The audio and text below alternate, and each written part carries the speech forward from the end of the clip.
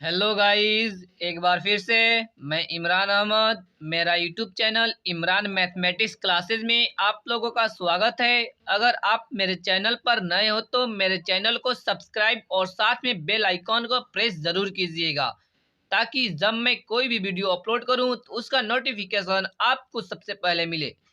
पिछले वीडियो में हमने एक्सरसाइज 2.4 का फर्स्ट नंबर का फर्स्ट सॉल्यूशन देखा था।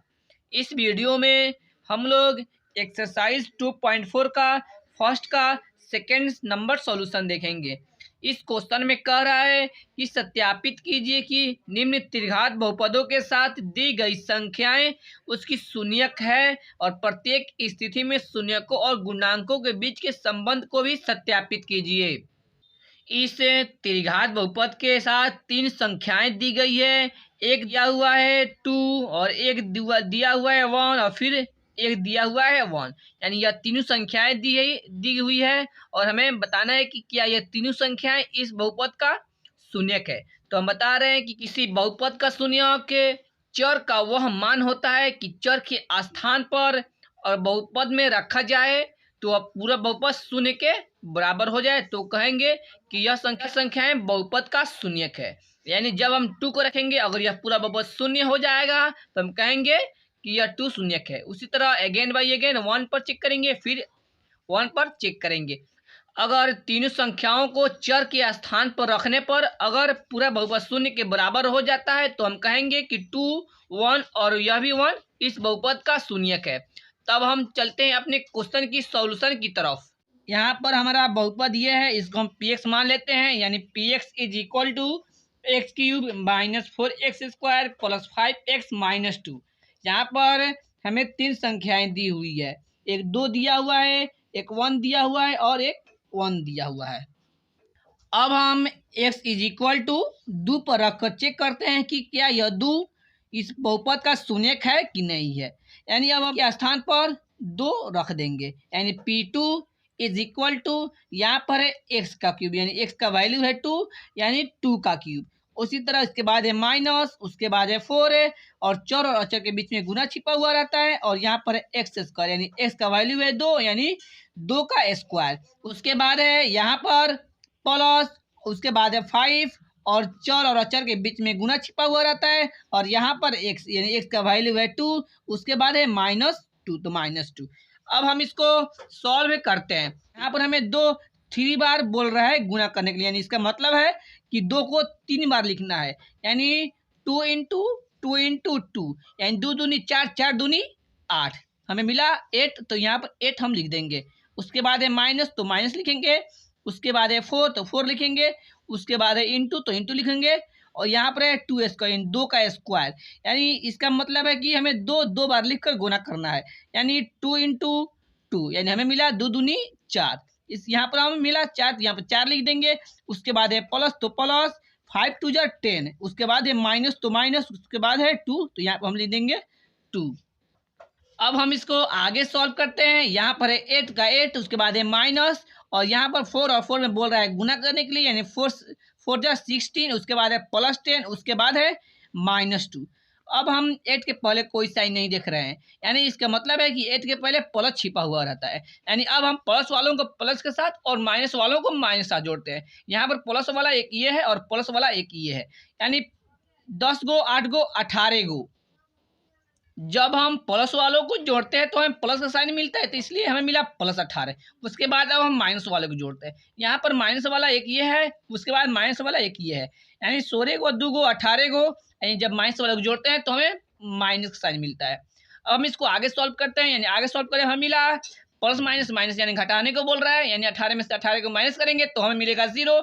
यानी जब हम x के स्थान पर 2 रखें तो यह पूरा बहुपद शून्य के बराबर हो गया, इसलिए हम कह सकते हैं कि 2 इस बहुपद का शून्यक है। उसी तरह अब हम x इज इक्वल टू 1 पर चेक कर दें, क्योंकि 2 के बाद हमारी संख्या दी हुई है 1, तो यहाँ पर हम लिख देंगे p ऑफ 1, यानी p1 इज इक्वल टू, यहाँ पर है x का क्यूब, यानी हम रख रहे हैं x के वैल्यू पर x के स्थान पर 1, यानी 1 का क्यूब।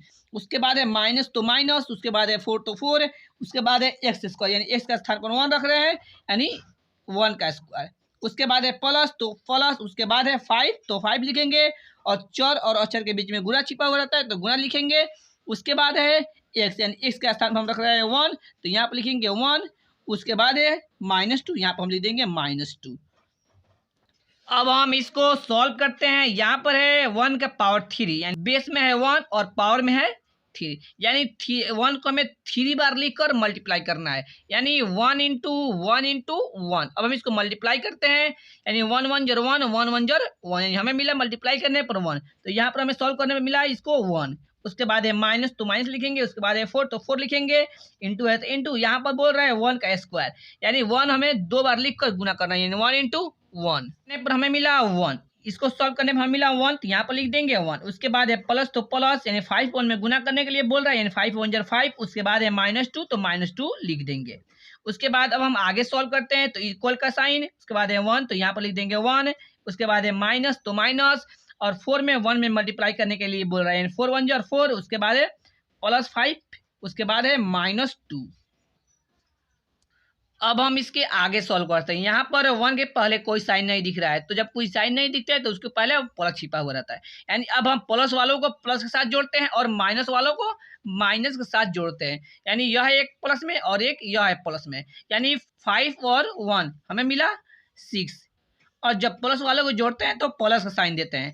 उसके बाद अब हम माइनस वालों को जोड़ते हैं, यानी यहाँ पर देख रहे हैं माइनस में एक 4 है और यह एक 2 है, यानी 4 को और 2 को हमें मिला 6। जब माइनस वालों को जोड़ते हैं तो हमें मिलता है माइनस साइन। अब हम आगे देखते हैं, यानी प्लस माइनस, माइनस घटाने को बोल रहा है, एंड जब हम इसको माइनस करेंगे तो हमें मिलेगा 0। तो इस बहुपद में x = 1 रखने पर हमारा पूरा बहुपद हो गया 0 के बराबर हो गया। इसलिए हम कह सकते हैं कि यह 1 भी इस बहुपद का शून्यक है। इसके अगले बार भी हमें 1 पर ही चेक करना है, यानी अब हमें 2 बार करने की जरूरत नहीं है, क्योंकि यहाँ पर हम 1 पर दिखा चुके हैं कि 1 पर भी वैल्यू 0 आ रहा है, यानी फिर इस 1 पर भी रखेंगे तो वैल्यू ही 0 आएगा। अब हम लिख देंगे कि 2 1 और 1 इस बहुपद का शून्यक है। अब हम इसके शून्यकों के जांच को देखते हैं। इसके जांच को देखने से पहले सबसे पहले हम बहुपद यानी px = लिख दे रहे हैं, यानी x³ -4x² + 5x - 2 है। अब हम इसमें a b c और d का वैल्यू फाइंड आउट करते हैं। तो हम जानते हैं कि त्रिघात बहुपद का मानक रूप होता है ax³ + bx² + cx + d, यानी x³ के जो गुना में होता है वह होता है a का वैल्यू। तो यहाँ पर हम देख रहे हैं कि x³ के गुना में 1 छिपा हुआ है, इसलिए हम लिख देंगे कि a का वैल्यू यहाँ पर है 1। उसके बाद अब हम x² के स्थान पर जाते हैं, यानी x² के गुना में यहाँ पर है b, यानी x² का गुणांक b का वैल्यू होता है। तो यहाँ पर देख रहे हैं कि x² के गुणांक में है -4, इसलिए b का वैल्यू हो जाएगा -4।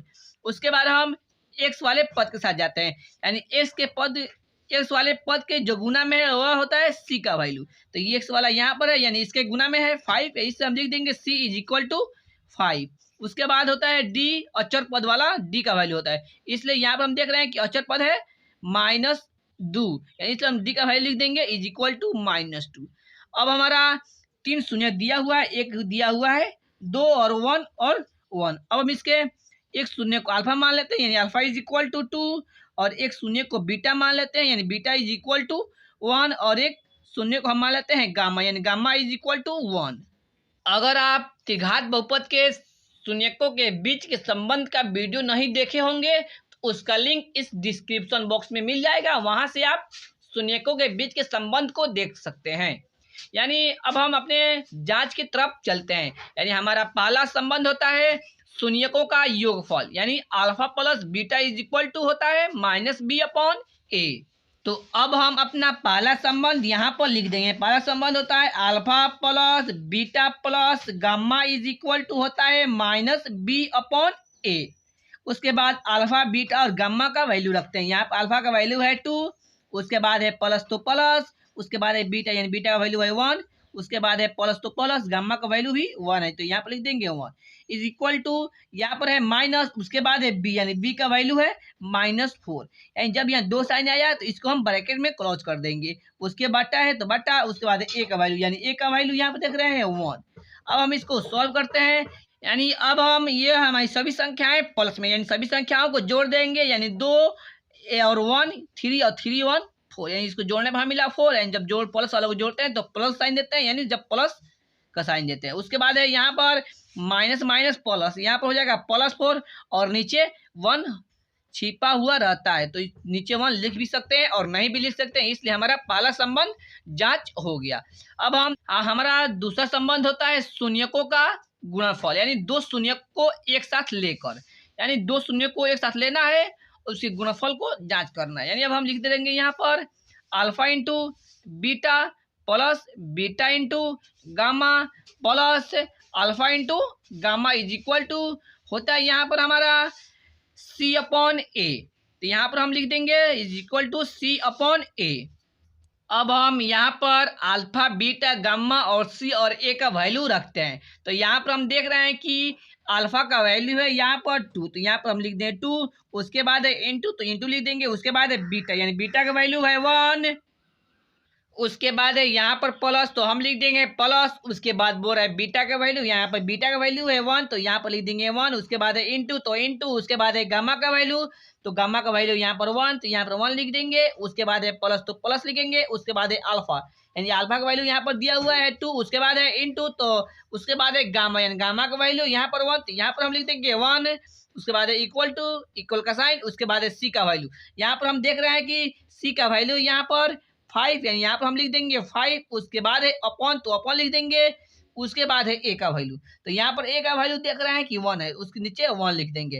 अब हम इसको आगे सॉल्व करते हैं, यानी यहाँ पर 2 और 1 में मल्टीप्लाई करने के बोल रहे हैं, यानी 2 1 जा 2। उसके बाद है प्लस, तो यहाँ प्लस लिख देंगे।